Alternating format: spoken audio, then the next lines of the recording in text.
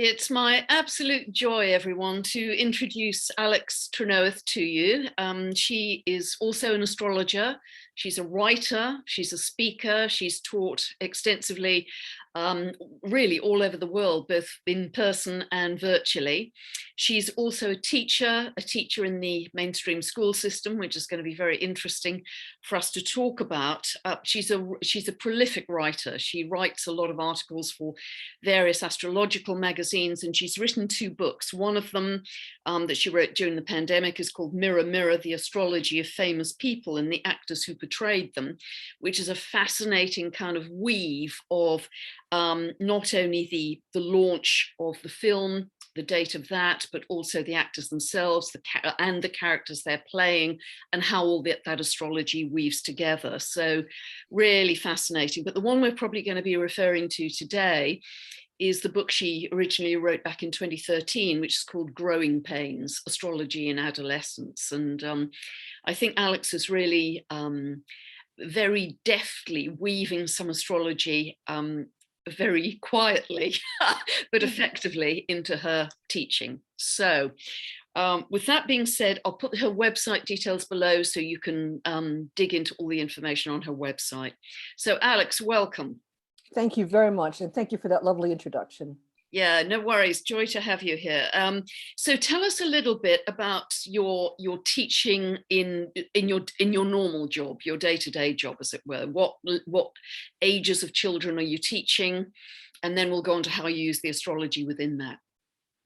Well, I started teaching secondary school, which for us here in England is 11 to 18-year-olds. And then I wrote Growing Pains after a full Jupiter cycle of observing how children learn. And then once things started taking off for me, being invited to conferences, I had to leave a full-time post and do substitute teaching, or as we call it in England, supply teaching, which isn't quite so strenuous and doesn't lack the commitment that working day-to-day teaching on a contract does. So now mainly I teach primary school children, which is 3 years old to 11 years old. Okay, and what insight Alex has really had and is using it beautifully, and we'll go on to talk about this, is just for viewers, so they understand that Jupiter, transiting Jupiter, normally spends around a year in each sign, and therefore for each year of school, the children are probably going to have the same Jupiter in the same sign. Occasionally, you're going to get a shift of Jupiter into the next sign. I think that often happens in springtime, but for the majority of the year, the whole class is going to have Jupiter in that sign. And Jupiter is how we learn, and it's also how we kind of want to be rewarded, as it were. So, Alex, talk about how you've used that in your teaching. Well, I started off, I was banned from using astrology. And I even have a different name when I'm teaching because the head teacher Googled Alex Trenoweth and she came up with all my astrology stuff, and it was a Christian academy. And, you know, if it had been now, I'd be able to argue myself around it and make all sorts of arguments for religious persecution and all that kind of stuff. But back then I was a new teacher. I was under a lot of strain and pressure because I was learning how to be a teacher. And I wasn't doing very well either, to be honest. And so I was banned from using astrology. Banned from telling anybody I was an astrologer, and banning me from doing something is a pretty sure way of guaranteeing I'm going to try to squeak it in. So what I did was, because we have the children's dates of birth, these are secondary school students, I used my seating plan. I put them in a seating plan according to their element sign. So all the fire signs in one section, all the earth signs in the next, all the air signs, and then finally all the water signs. And if you're a teacher listening to me, don't do this. Because what happened, of course, is the fire signs took over. The air signs, being as they are, they shouted over the heads of the fire signs. The earth signs sat there in silent shock, and the water signs, the poor blessed water signs, started to hug themselves and rock to self-soothe because of all the noise. So it wasn't a great way also because... And these are sun signs here, Alex. You're talking sun signs. I'm talking sun signs. And also it's really hard to remember everyone's sun sign. I mean, you know, probably get used to it, like learning names. You might get used to it, but it's too much to manage when you're trying to teach. But then one day, as I struggled through my first year of teaching, And I thought to myself, this is not working. I'm only an astrologer to pay for astrology class. Only a teacher to pay for astrology classes. This is not for me. I don't even have time to do anything fun anymore. I'm just focusing on my teaching. But I looked out at my class and I thought, oh, it's really sad. I'm never going to be in this situation again, because I do enjoy teaching. And but suddenly I realized that they all had the same Jupiter sign, and it was just like this epiphany. If there ever was an epiphany in my life, that was it. Realizing, oh, Jupiter and Saturn, and I have my Jupiter and my Saturn, and they're interacting with each other. So it truly was a good moment, and it transformed my teaching. I went from being a very miserable student teacher into being one that was really happy and always a step ahead of the game, because I understood how my students learn. Now, some people might ask me, Alex, isn't Mercury the sign of learning? And Mercury is not. Mercury was a messenger. So when a teacher holds up the letter T to children learning how to read, and she asks, what sound does this make? The children say, T. That's rote learning. And that's the Mercury way of learning. But the Jupiter is taking those sounds to form words, to form sentences. You're expanding the skill. And that is Jupiter. Wow, that's fascinating. So can you give us some examples of Jupiter in different signs for the viewers? I mean, obviously Jupiter in Aries, the children would want to learn very quickly. They'd want to have speedy answers, that kind of thing. Jupiter in Taurus, maybe slower, more practical. You've got to demonstrate practical examples. So could you just give us a few examples of Jupiter operating in different signs? Sure. Jupiter in Aries loves to compete. Yeah. As well as speed rounds. Jupiter in Taurus. So I had a Jupiter and Taurus class, and we were doing the French Revolution, and they weren't getting it. So what I did was I went out and got some checkered tablecloths and put it on the desks, and got some fresh bread from the canteen, and I distributed bread. But I had one person with a fancy chocolate bar who came to the front of the class and ate the chocolate in front of everybody else, and suddenly they got it. The disadvantage of being poor in revolutionary France. So that was, you hit Taurus, Jupiter and Taurus where it hurts, and that's their belly. In the food, yes, food. That's so funny for Taurus. That's hilarious. For Jupiter and Gemini, they love the carousel learning. The different, having 5 or 6 different kinds of activities. They spend a few minutes in each activity, they move on. Jupiter in Cancer, I found challenging, and that may be because my own Jupiter's in Cancer. But I found them that they have to have an emotional reason to commit to what's being taught, and they really dislike things like moving seating plans and stuff like that, because they want to, they want to feel safe. They need to feel safe. Jupiter and Leo, of course, that's the drama group. They love to do learning through play, performing, but they also need to learn when to get off the stage and let someone else have a go. Jupiter and Virgo, those are people that are interested in research, medicine, anything that involves, fixing something, making it better. Yeah. Jupiter and Libra students are very distracted by relationships. Putting them next to someone that they don't like and putting themselves next to somebody that they do like creates 2 very real problems. So you have to play with the seating plan a bit with Jupiter and Libra. Jupiter and Scorpio, those are researchers too. They take outrageous risks, I think, both in learning and in real life. And we probably don't know all the stuff they get up to. But, that idea of playing with danger is their way of seeing God, because it brings them close to the death, close to the edge. So there's a lot of stuff that goes on that we don't know about, and maybe that's just a good thing. Jupiter and Sagittarius students think they know everything. And it's your job to teach them that they don't. They're usually very well read. And, you have to give them their chance to show what they learn, but you also have to get them thinking about the feelings of other people, because they say things that are quite outrageous. They have opinions that, they don't even consider that it might hurt somebody. Now, Jupiter and Capricorn, you would think that they are hardworking students, and they are, but they will only do the bare minimum unless you give them an incentive to show how what they're learning is going to actually help their success in the future. So they need to have that justification. Jupiter and Aquarius, I call them my aliens in the classroom. And you have to kind of play the oppositional role. If you say, you are against patriotism, uh, they're going to start standing up and singing the national anthem because they do the exact opposite. So And interesting, ruled by Uranus. Yeah, yes, yeah. and they also like the opportunity to play the teacher. So they're into the idea of equality. So I very often will just stop what I'm doing and give the whatever I'm using to teach for the whiteboard to the Jupiter and Aquarius student, let them teach the class.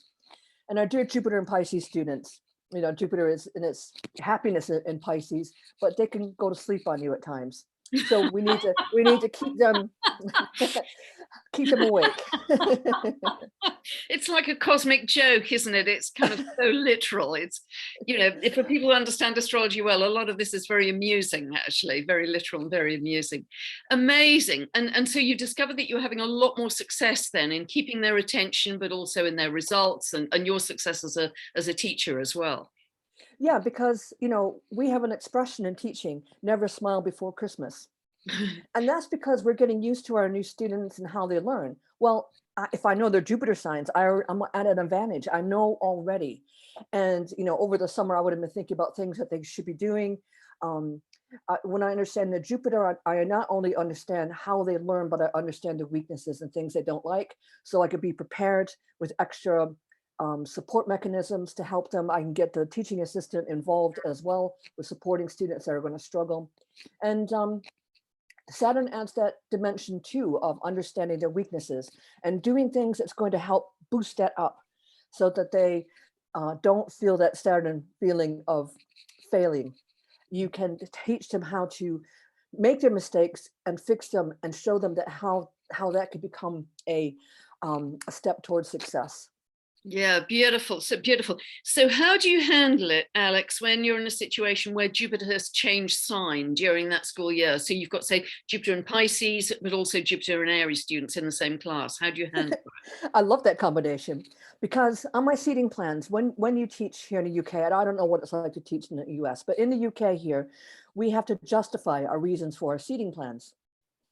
So if I know that I have two different signs of Jupiter, I can use the language of teaching, which without using the language of astrology, which is, as I've explained, it's going to get in trouble. So for the Jupiter and Aries student, I can write down, this student has a lot of energy, loves to compete, whereas the other student, Jupiter and Pisces, needs that energy to stay awake.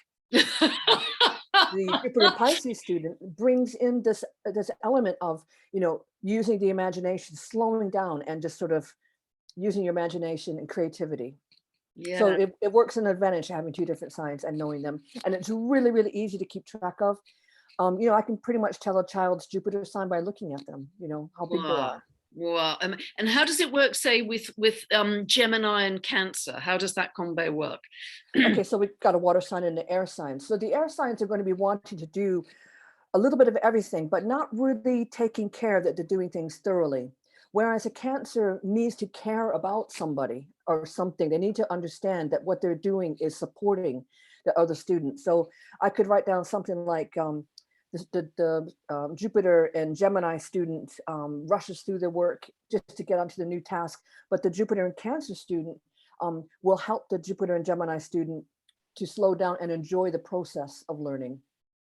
Yeah, gosh, that's really fascinating. You have to be very deft in taking a set curriculum and adapting it to different ways of teaching within the same class with students with different Jupiters. That's really, you know, you've got a lot going on in your head, I should think, doing all of that. What about Jupiter and Capricorn together with Jupiter and Aquarius, because they're so different? Yeah, well, Jupiter in Capricorn, I mean, they are always so touchy about their progress.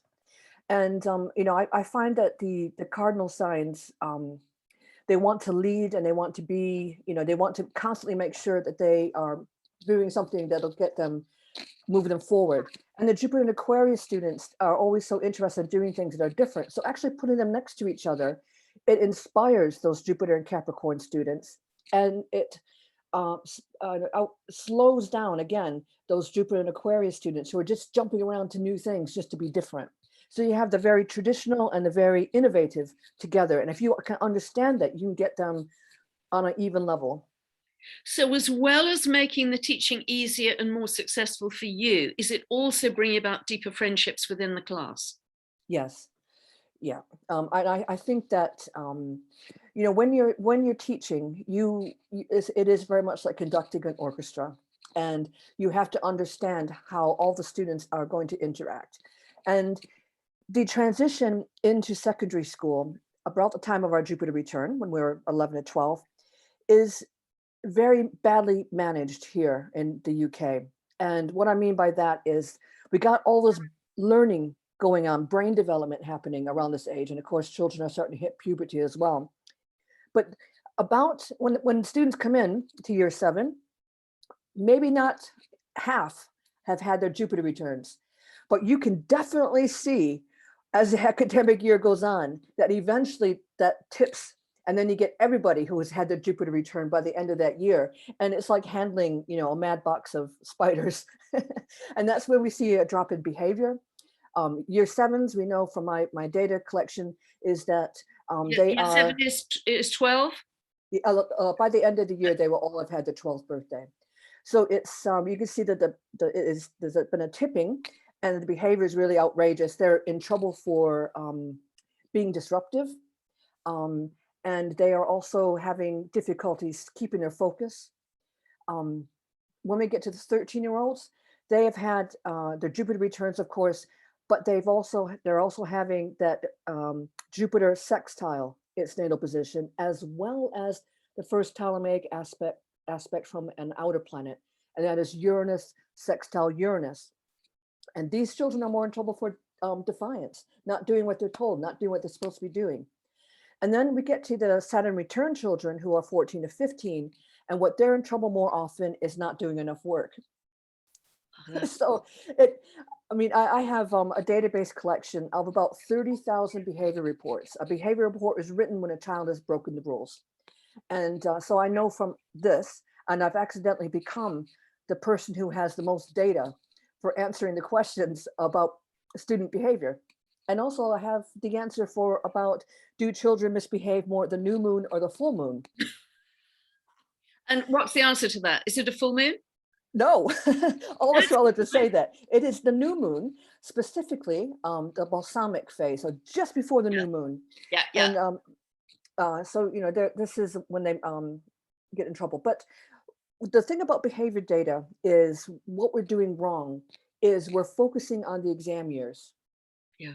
When all the brain development has already happened around the time of the Jupiter return.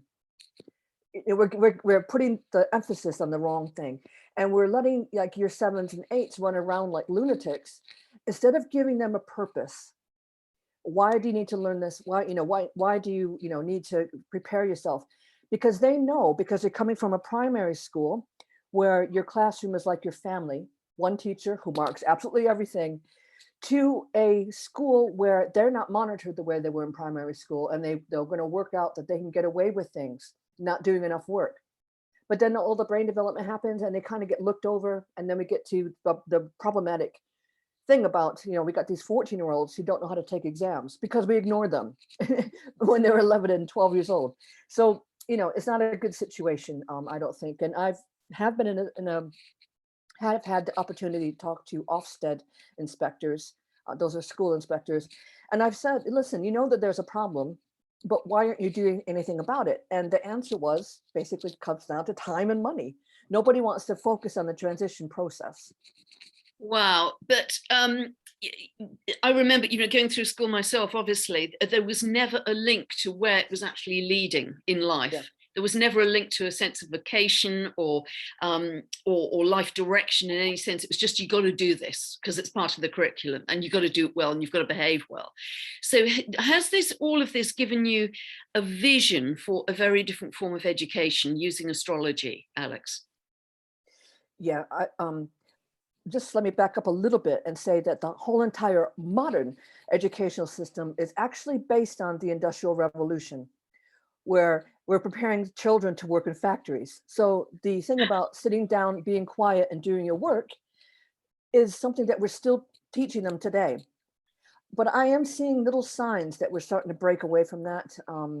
We're looking at offering more practical, helpful kinds of lessons. Like I worked at a school where the children were learning how to cook. So not only did I get to do my Julia Child routine, but they were also learning this practical thing about how ingredients work and how to, manage a kitchen. And the boys are learning that it's not the girl's job to manage a budget and to do all the cooking and cleaning. So I think it's been, very helpful for them. And yeah, there's little signs. And, just because I was banned from astrology doesn't mean that I don't take every opportunity to talk about what's happening in the sky, or from doing a lunar gardening experiment. you know, Brilliant. Absolutely wonderful. So you're slipping it in surreptitiously. I am. And I have a triage system, which is, I know everybody's date of birth because it's on the registration forms. Um, and if there's a child who is playing up for me, I'm going to do a bi-wheel of my own chart and the child's chart. And as the responsible adult in the situation, I can modify my behavior to suit the needs of the child. That's And quite brilliant. and the third stage, which is, as I said, I could get in trouble for this, is I'll ring the parent up and I say, listen, I'm an astrologer. If I can have the child's date of birth and your date of birth, I think we can come to some sort of reassessing the relationship here. And it doesn't happen very often, but it's always been successful. And because I was in charge of doing exclusions in secondary school, I think that I've helped struggling families deal with their troubled adolescents. Because, let's face it, nobody wants to talk about their adolescence, right? Because it's a difficult time. But these poor kids that have gone through adolescence through the pandemic. Yeah, very tough. Really, very tough indeed. And I feel, two ways about the pandemic and lockdown and things like that. First of all, in a family situation, you have to deal with your arguments and difficulties. You weren't allowed to just slam the door and wander off. You had to stay there and sort them out. So, I dealt with a lot of that. I dealt with a lot of how to teach your children and also how to work with siblings, because suddenly, your classmates became your siblings. And so that had to be managed. So, I work with, the whole family picture. But when I was doing, exclusions and working with these troubled children, we can't just look at the child's chart. We have to look at the situation that they're in. Yes, the whole picture. Gosh, Mm. absolutely. I can just see, as all of our systems change going forwards, I can just see a vision of such a different education system where we're looking at the flowering of each individual rather than the imposition of a rigid set curriculum. And I'm sure you would echo that. And I Yes. understand, Alex, you also look at the Saturn, the sign that Saturn falls, because Saturn, just to let the viewers know, spends about 2.5 years in each sign. So it's moving more slowly. It's a 29.5-year cycle. Jupiter's a 12-year cycle. So how do you use that? Because Saturn's really about how you react to discipline and how disciplined you are yourself. So how does that blend, Alex, with the Jupiter signs? Well, I mean, Saturn and Jupiter are more or less opposites. Whatever Jupiter touches, it expands. But Saturn hones and Yeah. focuses and brings it all together. And, the more you use your Saturn, the more focused you're going to be. Now, my Saturn is in Pisces. And, once I understood this is how my Saturn works, I can be incredibly disorganized. And I have to put a lot of effort into making sure that I have my stuff in order, that when I turn my back, I don't turn around and the class is, in chaos. I make my bed every single morning because that's the place where I dream, and that needs to be honored and respected. Wow. And understanding these things, really helped me to practice my weaknesses. And so when I get it in front of a class and I know I have these things I need to work on, I can prioritize. And if I understand the same things for my students, I can cater to them because I'm acting from a position of strength rather than weakness and vulnerability. I always say Saturn and Pisces, they're perfectly happy to paddle on the shores, but they don't want to get their hair wet. To get their hair wet, they either have to be pushed in and be rescued, or they have to be the ones doing the rescuing. Yeah, beautiful. Very interesting observations, actually, with children. Wow. So if you have a sort of Saturn in Capricorn, yeah, you're going to have a much better behaved class than if you have, say, the Saturn in Aquarius or similar. Well, I mean, I think if you understand, the nature of the sign, I found I was head of year. So head of year means that you're in charge of all the different homerooms. We call them forms over here, but you're in charge of those things. So I was in charge of all the pastoral care, which is how I got my mitts on all the behavior data, because it all came straight to me. And so yes, I think you need to understand, the nature of these things. The Saturn and Capricorn children, really enjoy being successful and doing things that are going to and guarantee that they're going to do something well in life. When there's Jupiter in Aquarius students, it also is a Saturn ruled sign, so they have elements of that, but they want to be almost like Dr. Frankenstein, in that they make these little monsters that have to be managed. And yeah, so I think that's the difference between those two signs. But look at the chart ruler, look at the planet. So if they have Mars, if they have, let me think of a better sign. If they have Saturn in Aries, you want to look at where Mars is in the chart as well, what side it's in. Yeah, really, really fascinating. Look at the disposter, etc. Yeah, yes, that's right. Really fascinating. So you've just got so much in your head when you're doing this with each child, because you've got classes of what, 35, 40 children at a time? Well, union rules say 30. But if you're a secondary school teacher, you have, you can have, because I was teaching history, I could have 480 students on a 2-weekly rolling rota. So, knowing their names was a challenge enough, let alone worrying about their sun sign, which is why, again, Jupiter and Saturn signs are so important to learning. Wow. Wow. So it's the Jupiter you're principally concentrating on, really, to really get the best of the learning. Yeah. Yeah. Wow. Yeah. And what difference? Sorry, Alex, go ahead. I was just going to say, if it's Saturn for the parents and for the teachers, and I do parent preparation classes, and I always find it, I'm always very honored when people come to me to ask, am I ready to be a parent? Or what kinds of things can we expect, when we actually have our child, and we want to prevent problems before we get to them. Because this is where the stages of learning help too, because Jupiter has important transiting points about every 3 years, and Saturn has important points about every 7 years. Yeah. So, but let's say you have parents that have different Saturn signs. There might be a conflict when that child becomes in those rough teenage years. Yeah. So the example I like to use is, if say you have a Catholic parent and a parent who was raised in the Salvation Army, you wouldn't think that that's going to be a big thing, but they have very different views on alcohol. The Catholic parent would have seen alcohol used as part of a ritual, like communion, whereas the Salvation Army are teetotalers. So you might think, okay, that's not going to make a difference. But when that child comes to experiment with alcohol, those differing opinions could cause an awful lot of problems for the parents. So, parent preparation classes helps the parents discuss their differences before the child gets to those critical stages. Yeah, understand. Gosh, so interesting, Alex. And is there anything else that you would like to share with us before we close? This is just so interesting. Thank you. I'm just trying to think of points we've covered, but I just really think that astrology is such an important tool, and I'm not down on star signs columns or anything like that. I'm just saying that we need to see it used in ways that are truly useful. And parenting and teaching is we're all educated in some way, so astrology can be really, really useful for everybody. Beautiful. Yeah, this has been absolutely fascinating, and I'm sure this will result in more output from you, and really being one of the architects of a very different education system moving forward. So real leadership in that area. So bless you, Alex, and thanks Thank you so much. Sharing all of that with us. And anybody who wants to contact Alex and find out more about her work, her website details will be below. God bless, and thanks so much, Alex, and bye for now, everybody. Bye.